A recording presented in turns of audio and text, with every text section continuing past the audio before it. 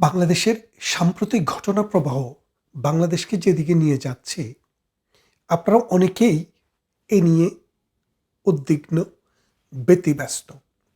কারণ বাংলাদেশে 18 কোটি মানুষ।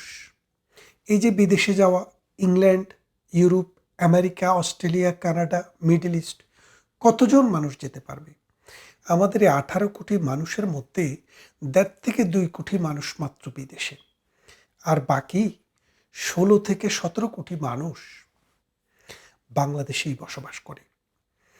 আমাদের যে বাংলাদেশের সাইজ, আপনি যদি খেয়াল করে দেখেন বিশ্ব মানচিত্রে, আমাদের প্রতি বর্গ কিলোমিটার এবং প্রতি 1 বর্গ মাইল অঞ্চলে 3000-এর অধিক মানুষ বসবাস করে।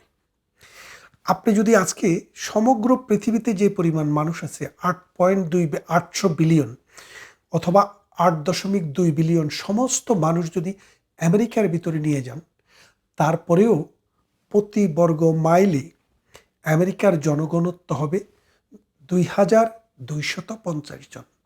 তাহলে আপনারা খেয়াল করে দেখেন যে সমগ্র পৃথিবীর মানুষ আমেরিকাতে নিয়ে গেলে যে ঘনত্ব হবে, বাংলাদেশে গত 10 বছর থেকে তার চেয়ে বেশি ঘনত্ব নিয়ে মানুষ বেঁচে আছে। তাহলে আপনি বোঝেন, এই দেশটি চালানো, এই দেশের মানুষকে জীবন পরিবর্তন করা, সভ্যতা, সংস্কৃতি, সাহিত্য, ইতিহাস, ঐতিহ্যগতভাবে তাদেরকে লিটারেট করে তোলা এবং দারিদ্র্যের ক্রশাঘাতে যে নিষ্পেষিত জীবন মানুষের, সে জীবন থেকে বের করে এনে একটা সুস্থ ধারার জীবনে নিয়ে যাওয়া অত সহজ ব্যাপার নয়। আমার বন্ধুদের মধ্যে অনেকেই আছেন, তারা হয়তো সচেতন বা আমার চেয়ে 40 গুণ বেশি সচেতন, কিন্তু রাজনীতির ধারে কাছে নেই। তো তাদের অনেককে বলতে শুনি, রাজনীতিবিদেরা ভালো না, অমুক না, তমুক না। তো আমি পরে আমার একটা প্যাসিভ একটা মানে পরীক্ষণ পদ্ধতি আছে, আমি পরীক্ষা করি আসলে তিনি কি আসলে রাজনীতি করেন নাকি রাজনীতি করেন না। তো আমি তো রাজনৈতিক কর্মী, সারা জীবনে রাজনৈতিক কর্মী, একজন রাজনৈতিক সচেতন মানুষ, এবং পরিচয়টা সবসময় খোলা যে আমি মুক্তিযুদ্ধের সপক্ষের, বাংলাদেশ আওয়ামী লীগের অসাম্প্রদায়িক চেতনার মানুষ। এই মানুষের মূল কাজে হচ্ছে অসাম্প্রদায়িক চেতনা, মুক্তিযুদ্ধের চেতনা এবং মানুষের দেশ গঠন করতে সাহায্য করা। তো আমার বন্ধু বান্ধবদেরকে দেখি, তারা মানে খুব তাত্ত্বিক কথাবার্তা বলেন, কিন্তু পরে খোঁজ খবর করতে করতে দেখি যে আসলে ওনারা আলবদর হওয়ার সুযোগ পাননি, তিনারা লাল বদর হওয়ার কিন্তু সুযোগ পেয়েছেন। তো তিনাদের অনেকেই বড় বড় দার্শনিক তথ্য দেন, আবার কিন্তু ভেতরে ভেতরে বড় রকমের লাল বদরও আছেন। সেই লাল বদরদের এখন আস্তে আস্তে ভেতরের যে মানে আশা, যে আকাঙ্ক্ষা ছিল, সেটা আস্তে আস্তে পড়তে শুরু করেছে। এটা একটা ভালো লক্ষণ, কারণ রাজনীতি থেকে দূরে থেকে নিজেকে সবচেয়ে বড় রাজনীতিবিদ মনে করা, এইসব নিরপেক্ষ মানুষগুলাই আমাদের সমাজটাতে এই এনার্কি তৈরিতে আগুন ঢেলেছে, যার ফলে আজকে সমাজটি বিচ্ছিন্ন হয়ে গেছে। আমাদের যিনি অর্থ মন্ত্রণালয়ের দায়িত্বে আছেন, ব্যাংকিং সেক্টর দেখছেন, তো তিনি আজকে একটি কথা বলছেন। তিনি কি বলছেন? তিনি বলেছেন যে গত কত বছরে বাংলাদেশে 20 থেকে 25 বিলিয়ন টাকা বিদেশে পাচার হয়ে থাকতে পারে। একদম সোজা কথা, ধরেন 20 থেকে 25 বিলিয়ন বলছেন, আমি 25 বিলিয়নটাকেই ধরে নিলাম। ধরলাম গত 5 বছরে বাংলাদেশের রাজনীতিবিদেরা বাংলাদেশ থেকে 25 বিলিয়ন টাকা পাচার করেছে, ধরেন আপনি ধরেই নিলেন। তো ধরলাম রাজনীতিবিদ বলতে শুধু আওয়ামী লীগকেই বোঝাচ্ছেন, তাও ধরে নিলাম। প্রতি বছর বাংলাদেশে যদি জিডিপি 7.5% হয় অথবা 7%ও হয়, তাহলে আমাদের অর্থনীতি যে পরিমাণ টাকা যোগ হয়, সেটার পরিমাণ হচ্ছে 400 বিলিয়ন। খেয়াল করে দেখেন, প্রতি বছরে আমাদের অর্থনীতিতে যে টাকা যুক্ত হয়, সেই টাকার পরিমাণ, অর্থাৎ আমাদের সম্পদের যে বৃদ্ধি, সেটার পরিমাণ হচ্ছে 400 বিলিয়ন, যদি সেটা 7% বা তার উপরে হয়। তো গত বছর এবং এই বছরের অর্ধেক, এই 1.5 বছরে বাংলাদেশের অ্যাভারেজ জিডিপি হচ্ছে 3.5%। তা এখন আপনি যদি 7% হলে আপনার রাষ্ট্রের অর্থনীতিতে যদি 4 বিলিয়ন মানে 400 বিলিয়ন যদি যুক্ত হয়, সেটি যদি আপনার এই 7% না হইয়া 3.5% হয়, তাহলে সেখানে যুক্ত হচ্ছে 200 বিলিয়ন। তাহলে এখন আপনি প্রতি বছর নেট লস কত? আপনার প্রতি বছরে নেট লস হচ্ছে 200 বিলিয়ন। খেয়াল করে দেখেন, এইরকম যদি 5টি বছরে হয় তাহলে 200 করে 1000 বিলিয়ন। অথচ সরকার দাবি করছে যে 5 বছরে বিদেশে পাচার করা অর্থের পরিমাণ হচ্ছে 20 থেকে 25 বিলিয়ন। এই 20 থেকে 25 বিলিয়ন যদি 1000 বিলিয়ন থেকে বাদ দেন, তাহলেও নিদেন পক্ষে বাংলাদেশ কি পরিমাণ লাভ করে আওয়ামী লীগের মতো রাজনৈতিক শক্তি ক্ষমতায় থাকলে সেটা একটু বোঝার চেষ্টা করেন। এটা আমাদের কথা নয়, তাদের কথা। তাইলে বোঝেন যে বাংলাদেশে যারা বড় বড় লেকচার দেয় যে রাজনীতিবিদেরা কিছুই করতে পারেনি, অথচ এই বাংলাদেশের আদ্যপান্ত গত 53 বছরে একটা পশ্চাৎপদ, যুদ্ধবিধ্বস্ত, মূর্খ, অশিক্ষিত একটা রাষ্ট্রকে শিক্ষিত মানুষের দেশ, মধ্যম আয়ের মানুষের দেশ, যে মানুষ ওই কয়লা দিয়ে দাঁত পরিষ্কার করত, পরবর্তীতে হুজুরেরা আয়সা ওই কিছু নিমের ডাগ্গা আর খেজুরের ডাগ্গা প্রচলন করেছিলেন, সেখান থেকে মানুষকে টুথপেস্ট এবং ব্রাশে ফিরিয়ে এনেছিল। যেই মানুষ রিক্সা ঠেলতে ঠেলতে জীবন চলে যেত, সে মানুষকে ট্যাক্সি, লেগুনা এবং প্রাইভেট কারে চড়ার সুযোগ করে দিয়েছে, অর্থাৎ নিজে কিনে নয়, ভাড়ায়। এই যে বাংলাদেশের পরিবর্তনটা আমরা দেখেছি ছোটবেলায়, দারিদ্র্যের গভীরতা বাংলাদেশের গ্রামে গঞ্জে হাটে মাঠে কি পরিমাণে ছিল, সেই দারিদ্র্যের গভীরতা থেকে বাংলাদেশটাকে এই রাজনীতিবিদেরাই তুলে এনেছে। আপনারা নোবেল দিয়ে যে লোককে বাংলাদেশে এনে বসিয়েছেন, আপনাদের মধ্যে, আমাদের মধ্যে, অনেকের মধ্যেই একটা হাহাকার ছিল, হায়রে ডক্টর ইউনূসকে বসাইলে নাকি বাংলাদেশটা সুখের স্বর্গ হয়ে যেত, দুনিয়ায় বদলায় ফেলতো, গরিব দেশের মানুষ যে জায়গায় নোবেল পেয়ে ফেলছে। তো তাদের জন্য ডক্টর ইউনূস একটা মডেল সেট করে গেছে, এই দেশটিকে এমন একটা জায়গায় নিয়ে গেছে, এই দেশের অর্থনীতি অর্ধেক নিচে নেমে গেছে, সমাজ বিভক্ত হতে হতে ধ্বংসের কাছাকাছি চলে গেছে, এই দেশের পুলিশ কাজ করে না, এ দেশের আর্মি এখন দৌড়া সাপের চাইতেও নগণ্য, এ দেশের বিজিবি এখন পুলিশের চাইতেও নগণ্য, আনসারের যেই ক্ষমতা আছে পুলিশের সেই ক্ষমতাও নেই, সচিবালয়ের সচিবকেও রাস্তার ফকিন্নি যায়া চাঁদা দাবি করে। ঠিক এমনি একটা অবস্থায় মবের রাজত্ব, রুল অফ ল বলে যেটুক বাংলাদেশে ছিল, বাংলাদেশে রুল অফ ল এর স্বর্গ ছিল না, কিন্তু যেটুক ছিল সেখান থেকে বাংলাদেশটিকে পথে নামিয়ে দেওয়া হয়েছে। আপনারা জানেন, rule of law is the basis of civilization. কোনো মানুষ, কোনো রাষ্ট্র কতটুক সভ্য সেটা রুল অফ ল দিয়ে বিচার করা হয়। যে দেশের রুল অফ ল যত স্ট্রিক্টলি মানা হয় সেই দেশটা ততটা সভ্য। তাহলে বাংলাদেশের মানদণ্ডটা কোথায়?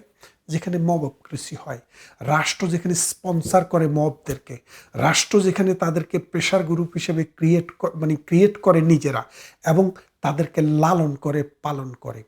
সুদের টাকায়, এই সন্ত্রাসের টাকায়, চাঁদাবাজের টাকায় রাষ্ট্র এক একটা ফুলে কলা গাছ হয়ে যাচ্ছে। এখন এই অবস্থায় রাষ্ট্রের যে অর্জনগুলো, এই যে 53 বছরের একটি রাষ্ট্র, একটি সংবিধান হয়েছিল, এই সংবিধানটিকে ধ্বংস করা হচ্ছে। একটি আর্মি হয়েছিল, সেই আর্মিকে ধ্বংসের কাছাকাছি নিয়ে গেছে। 53 বছরের একটি পেশাদার পুলিশ, সেটিকে ধ্বংস করা হয়েছে। একটা ব্যুরোক্রেসি ছিল, সেটাকেও ধ্বংস করা হয়েছে। আগামী দিনের বাংলাদেশ ফকিরের বাংলাদেশ, আগামী দিনের বাংলাদেশ ক্ষুধা, দারিদ্র, অনাহারের বাংলাদেশ। কেন বলছি? আপনি যে জিওপলিটিক্যাল অঞ্চলে বসবাস করেন, সেখানকার মানুষের সাথে আপনার সম্পর্কটা কেমন? কার সাথে সম্পর্ক কেমন, যেমন পাকিস্তান আমাদের চেয়ে 1200 মাইল দূরে, আমাদেরকে দেওয়ার কিছু নেই।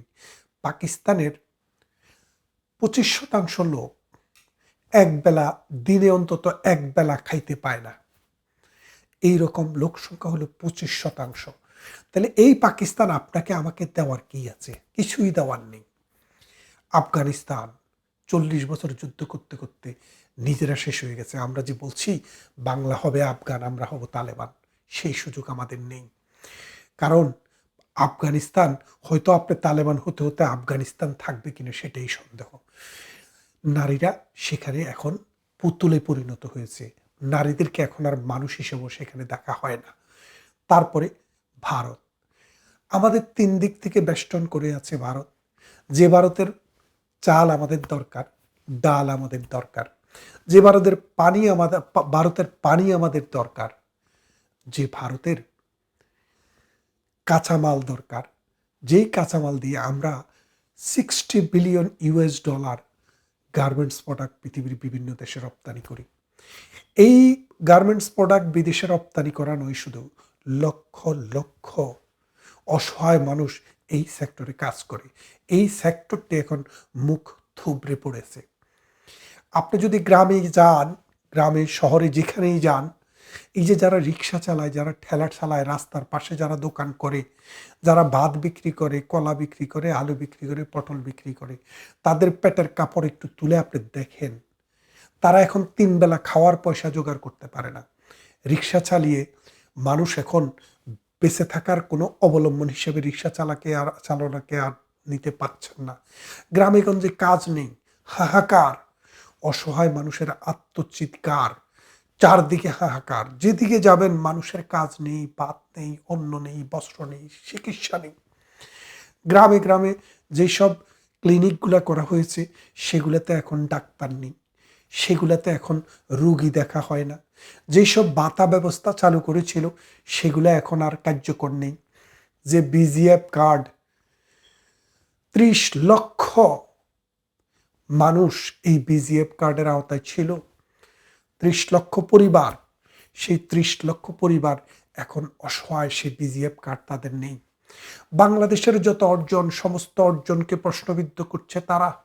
এই ডক্টর ইউনূস, ডক্টর আসিফ নজরুল, এই বাটপার ভণ্ডরা বলছে বাংলাদেশের স্বাধীনতাটা হয়ে অনেকই ভুল হয়েছে। তারা বলছে বাংলাদেশ বিশ্বকাপে খেলার দরকার নেই, ভারতে গিয়ে খেলা হচ্ছে না। বাংলাদেশের সংবিধানকে শেষ করে দিয়েছে, শেষ করে দিয়েছে মুক্তিযুদ্ধের কনসেপ্ট, শেষ করে দিয়েছে অসাম্প্রদায়িক চেতনা।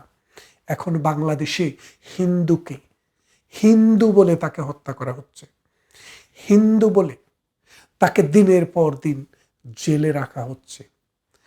কথা বলে টেলিভিশনে এসে, সেই জন্য আনিস আলমগীরকে দিনের পর দিন জেলে থাকতে হচ্ছে। কথা বলে টেলিভিশনে এসে, সেই জন্য আবু আলম মুক্তিযোদ্ধা দিনের পর দিন তাকে জেলখানায় থাকতে হচ্ছে।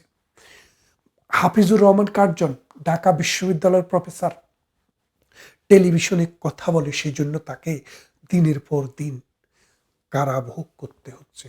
ঠিক এমনি করে বাংলাদেশটাকে আজকে যেখানে নিয়ে গেছে, বাংলাদেশের যে অর্থনীতি 1.16 ট্রিলিয়ন, বাংলাদেশের 1.26 ট্রিলিয়ন বাংলাদেশের অর্থনীতির সাইজ ছিল, এখন সেটা 1 ট্রিলিয়নের নিচে নেমে গেছে। তার মানেটা আপনি বোঝেন যে বাংলাদেশের অর্থনীতির যে সাইজ সেটা যেখানে ছিল সেখান থেকে নিচে নেমে গেছে, এবং এটা আর ওঠার কোনো সম্ভাবনা নেই। এবং বাংলাদেশে মৌলবাদী চক্র এমনভাবে সাম্প্রদায়িক শক্তিকে এই ডক্টর ইউনূসে স্পন্সর করছে, জিন্দা মানুষকে তো হত্যা করছে, মুর্দা মানুষের লাশ তুলে আগুন লাগিয়ে দিচ্ছে, জিন্দা মানুষকে গলায় ফাঁস দিয়ে আগুনে লাগিয়ে দিচ্ছে। দীপু চন্দ্র দাসকে আমরা দেখেছি। ঠিক এমনি করে যদি পুরা বাংলাদেশ দেখেন, 6,000 মানুষকে হত্যা করা হয়েছে বাংলাদেশে এই 5 আগস্টের পর। জাতিসংঘের রিপোর্টে বলেছে 1400 মানুষকে হত্যা করা হয়েছে, সরকার 700 খুঁজে পেয়েছে, বাকি 700 খুঁজে পায়নি। কারণ এই বাকি 700 5 আগস্ট থেকে 8 আগস্ট 15ই আগস্টের মধ্যে হত্যা করা হয়েছে। এখন ওই 5 আগস্টের আগে যাদের হত্যা হয়েছে তাদের জন্য বিচার হবে, আর 5 আগস্টের পরে যাদের হত্যা হয়েছে তাদের বিচার হবে না, দায় মুক্তি দেওয়া হবে। এই যে অনাচার, এই যে অবিচার, এই রাষ্ট্র এটা নিতে পারবে না, এই সমাজ এটা নিতে পারবে না। বঙ্গবন্ধুকে হত্যা করার পরে দায় মুক্তি দেওয়া হয়েছিল, সে দায় মুক্তি টেকেনি।